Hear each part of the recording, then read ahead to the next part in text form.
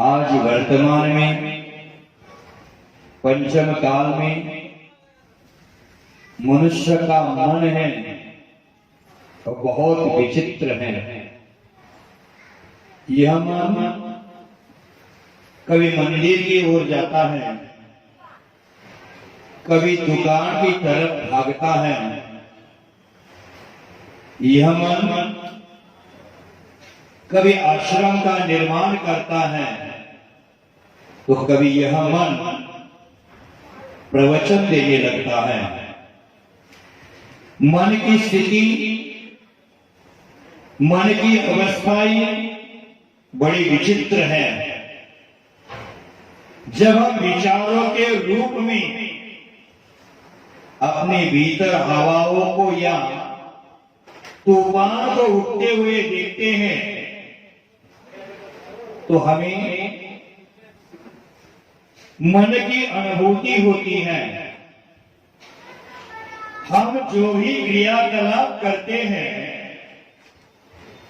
सबके पीछे मन की प्रमुख भूमिका होती है। हमारा मन है वह बालक के समान है। बच्चे हैं, जहां भी पहुंचते हैं अखेलियां करते हैं, खेल कूद की जिद करते रहते हैं। उसी प्रकार हमारा मन भी अखेलियां खेलता रहता है। जिसकी जरूरत नहीं है उसको पाने की जिद करता रहता है, और जब उसको प्राप्त कर लेता है वह चीज उसको मिल जाती है तो उस चीज का मूल्य उसका खत्म हो जाता है। बच्चे की तरह जब तक चीज नहीं मिलती तब तक मनुष्य के मन में उस चीज को पाने की उत्सुकता रहती है। लेकिन वह वस्तु मिलने के बाद मूल्यहीन हो जाती है वह वस्तु। भव्य बंधु, हम खुद अपने मन को देखें। दशलाक्षणिक महापर्व आने वाले थे, उसकी हम बहुत बेसब्री से इंतजार कर रहे थे। महापर्व आने वाले हैं, प्रवेशन आने वाले हैं, बार बार बोल रहे थे। उस प्रवेशन पर्व के प्रति उत्साहित रहते थे, लेकिन जिन जिन प्रवेशन पर्व आ जाता है उस प्रवेशन पर्व को हम मनाते भी हैं और उस समय सोचते हैं कि इस बार की अपेक्षा पिछली बार हमने प्रवेशन पर्व अच्छे से मनाया था। हमें लगता है कि पर्यूषण का खास मूल्य न रहा। जैसे रोज के दिन आते हैं उसी प्रकार दिन उग रहा था और दिन ढल रहा था। इन दिनों के बीच में मेरा मन है तो अन्य कई अटकलियां खेल रहा था।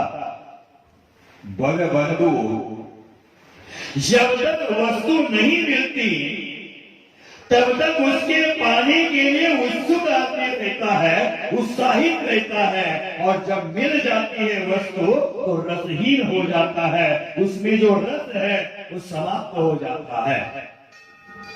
यह जो बच्चों के समान मन है, उस मन को समझाना चाहिए, उस मन को संस्कारित करना पड़ेगा। जैसे बच्चों को हम तैयार करते हैं और बच्चों को तैयार करने में हम पूरा समय देते हैं, पूरा समय लगा देते हैं, उसी प्रकार हमारे मन को संस्कारित करने के लिए भी हमें समय देना पड़ेगा। हमारे मन को बुद्धि के द्वारा, संतों के सानिध्य के द्वारा विविध आयाम अपनाते हुए संस्कारित करना चाहिए। ध्यान, योग के द्वारा भी हमारे मन को हम संस्कारित कर सकते हैं। ठीक उसी तरह जैसे बच्चों को संस्कारित करने के लिए शिक्षा, कला, विज्ञान आदि प्रकार के विविध आयामों का प्रयोग करते हैं और बच्चों को संस्कारित करते हैं, उसी प्रकार हमारे मन को भी संस्कारित करने के लिए अनेक प्रकार के आयामों की जरूरत है। आज वर्तमान में हमारे चंचल मन को धर्म के संस्कार देने की जरूरत है, क्योंकि यह हमारे जीवन की समस्त गतिविधियों का आधार कोई है तो हमारा मन है। मन ही मनुष्य जीवन का मूल प्रेरक तत्व है। मन ही ब्रह्मा, मन ही विष्णु, मन ही महेश है। हमारा मन ही मारीची है और हमारा मन ही महावीर है। हमारा मन ही रावण है और हमारा मन ही राम है। हमारा मन ही पापी है और हमारा मन ही पार्श्वनाथ है। अगर कोई अपने बच्चों को संस्कारित नहीं करेगा तो भी वह व्यक्ति, वह बच्चा जिएगा, बड़ा हो जाएगा, रोटी खाएगा, जवान हो जाएगा, आजीविका चलाने के लिए पैसा भी कमाएगा, आजीविका व्यवस्थित करेगा, लेकिन उसके जीने का स्तर है वो खराब हो जाएगा बिना संस्कार के कारण। उसके जीने का स्तर है उसमें फर्क जरूर आएगा। एक अनपढ़ का स्तर और एक पढ़े लिखे व्यक्ति का स्तर है, उसमें बहुत फर्क होता है। एक संपन्न व्यक्ति का स्तर और एक अभावग्रस्त व्यक्ति का स्तर, उसमें बहुत फर्क होता है। भव्य बंधु, आज वर्तमान में हमने हमारी बुद्धि को विकसित करने के लिए बहुत प्रयत्न किए हैं।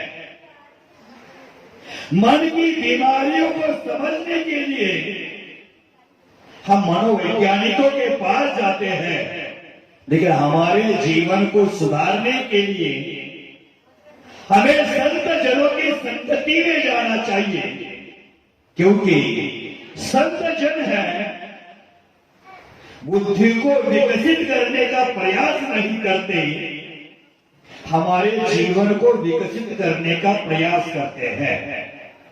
क्योंकि बुद्धि को विकसित करने वाली शिक्षा हमें स्कूल कॉलेजों में भी मिल सकती है, ज्ञान के क्षेत्र में भी मिल सकती है, घर के बड़े बुजुर्गों व्यक्तियों के द्वारा भी मिल सकती है, लेकिन मन को संस्कारित करने के लिए जो अध्यात्म का विज्ञान है, धर्म की चर्चा है, धर्म की चर्या है, वह हमारे मन को संस्कारित करने के लिए काम करती है।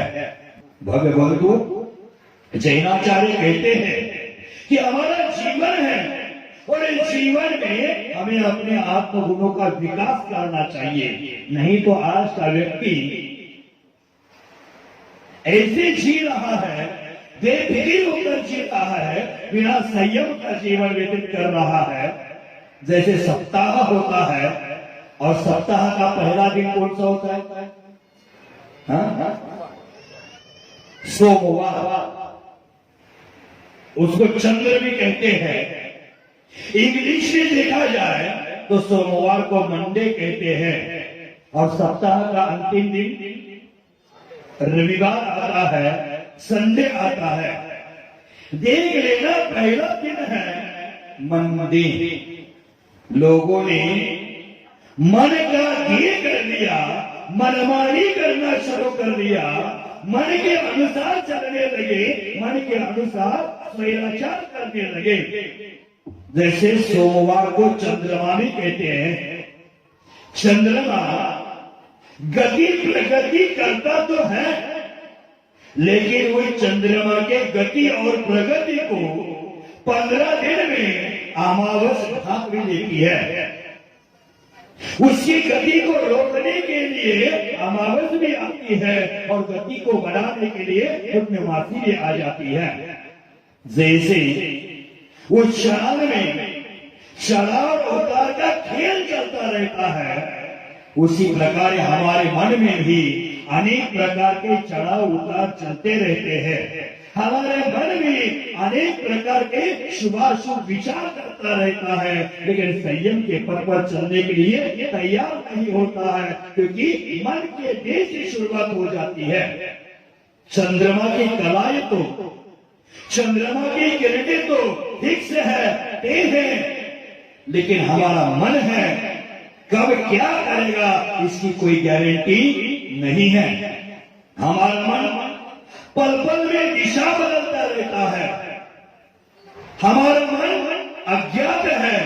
इसके बारे में कहते हैं कि देवलोक के देवता भी मनुष्य के मन को नहीं जान पाएंगे।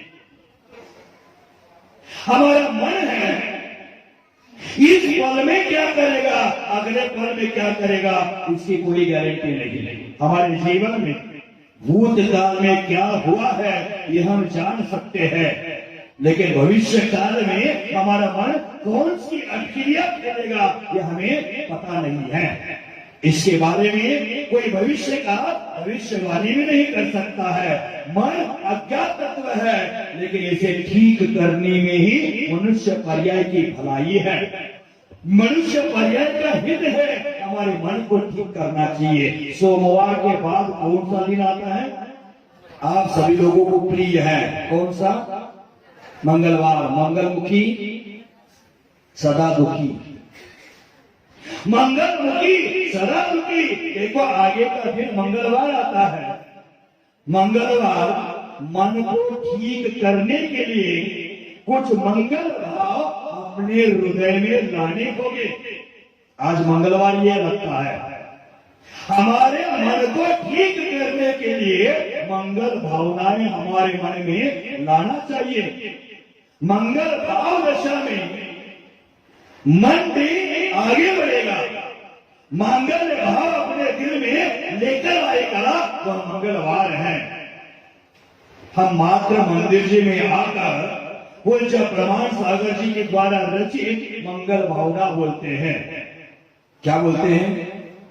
मंगल मंगल हो ये जगत में, जोशी बोलो, सब मंगलमय होए। और एक वचन इस प्रकार का ही, तेरा मंगल मेरा मंगल सबका मंगल होय रे। आज इस धर्म सभा में बैठे हुए धर्मात्मा को मंगलवार के दिन यही मंगल भावना होनी चाहिए कि औरों का भी मंगल हो, मेरा भी मंगल हो, सारे जगत का मंगल हो। ऐसी मंगल भावना लेकर हमारे जीवन में मंगलवार आता है। तीसरा दिन आता है बुधवार का। बुधवार यानी वह बुद्धि का वार है। हमें बुद्धि के द्वारा मन को नियंत्रित करना चाहिए, मन का परावर्जन करना चाहिए, मन का संशोधन करना चाहिए, वो बुद्धि के द्वारा। उसके बाद गुरुवार आता है, और ये गुरुवार है। गुरुवार के दिन हमें अपने मन को गुरु की, संत जनों की संगति में जाना चाहिए।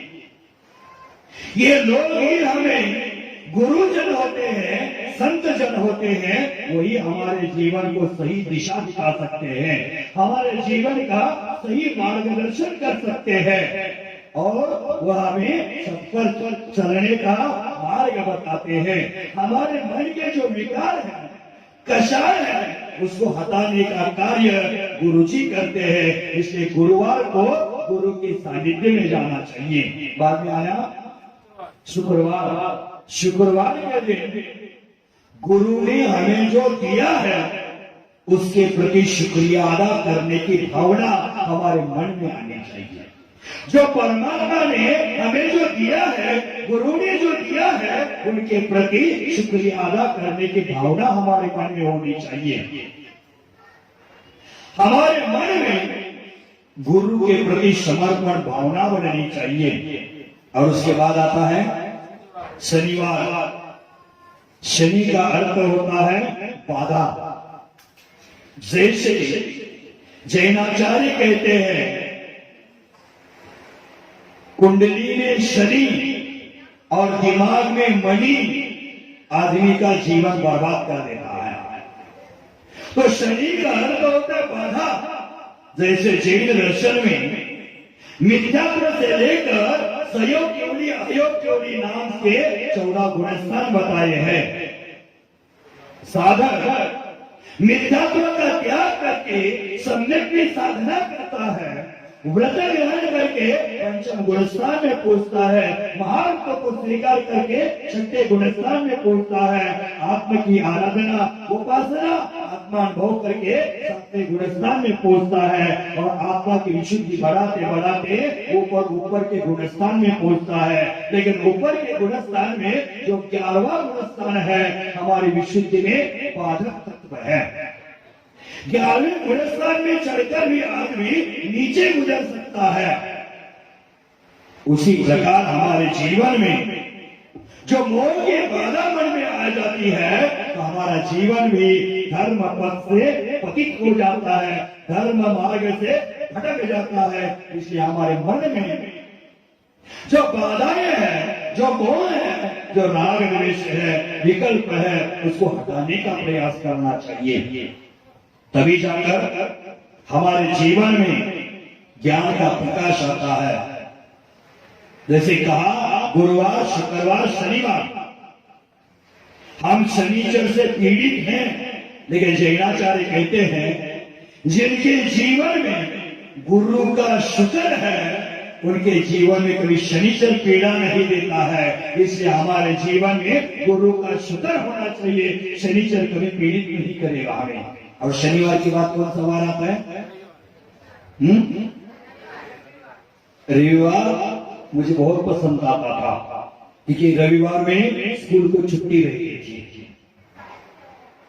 तो रविवार आता है, देख लेना सप्ताह की शुरुआत है, मन के डे से शुरू हो गई थी, लेकिन सप्ताह का अंत है रविवार से हो गया। और रविवार को अंग्रेजी में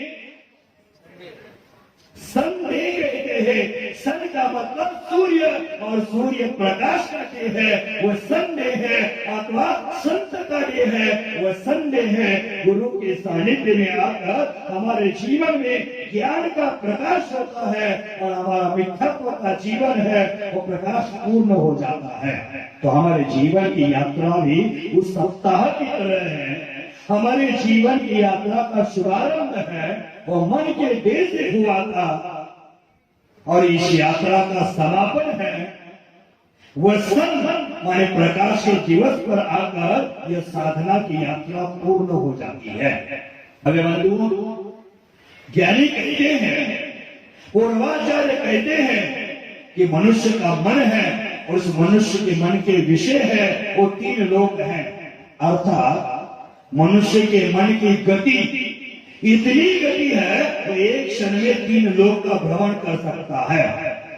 संसार में जितनी भी तीव्र गति वाले तत्व है उससे भी अधिक गति हमारे मन की है। आप यहाँ स्कूल कॉलेज के लड़के सामने बैठे हैं, सूर्य प्रकाश के जो किरण होते हैं उसकी गति कितनी होती है?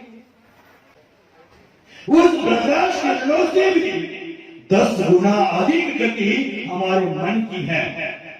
शब्द की भी गति कही है, शब्द की गति है और शब्द पहुंचने के पहले हमारा मन वहां पहुंच जाता है।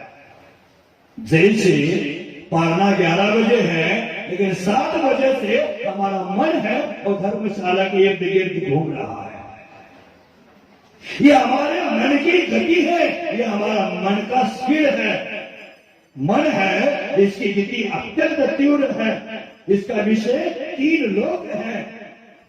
मन का किस विषय में भटकेगा, किस विषय को अपना लक्ष्य बनाएगा, किस विषय को अपना ध्येय बनाएगा, ये हम बता नहीं सकते हैं।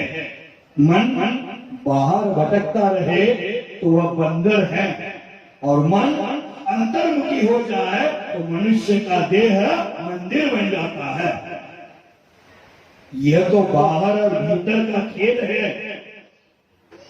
जिस व्यक्ति का मन है वो हमेशा अर्थ रौद्र ध्यान में रत रहता है, उसके मन में हमेशा टेंशन रहते हैं, तनाव रहते हैं, और टेंशन तनाव से उसका मन हमेशा घिरा रहता है। उससे बाहर निकलने का रास्ता वो ढूंढ कर भी उसको मिल नहीं पाता है। चिंतित व्यक्ति चिंता से, डिप्रेशन वाला व्यक्ति डिप्रेशन से बाहर निकल नहीं पाता है। लेकिन ज्ञानी इस बंदर को, मन रूपी बंदर को सुधारते हैं।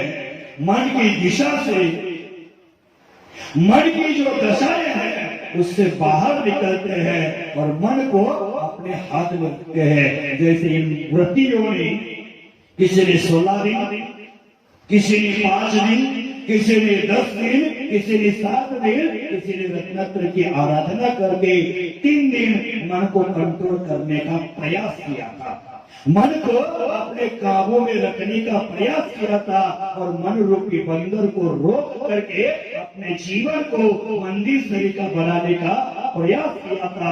वह सभी व्रती लोग हैं वो साधुवाद के पात्र है। और व्रती लोगों के साथ साथ जिन्होंने व्रती लोगों के धारणा पारना, उनकी साधना वयावृत्ति औषधान आदि करके की है, वो सभी श्रावक है, रस्त है, वह भी साधुवाद के पात्र है। क्योंकि मोक्ष मार्ग में टांग खींचने वाले लोग ज्यादा मिलते हैं, लेकिन प्रेरणा देने वाले कम लोग मिलते हैं। लेकिन दुनिया की एक खासियत है, यहाँ हमेशा धर्म को प्रेरणा ही मिलती है। धर्म प्रकाश की गति से भी ज्यादा तेज गति से दौड़ता है।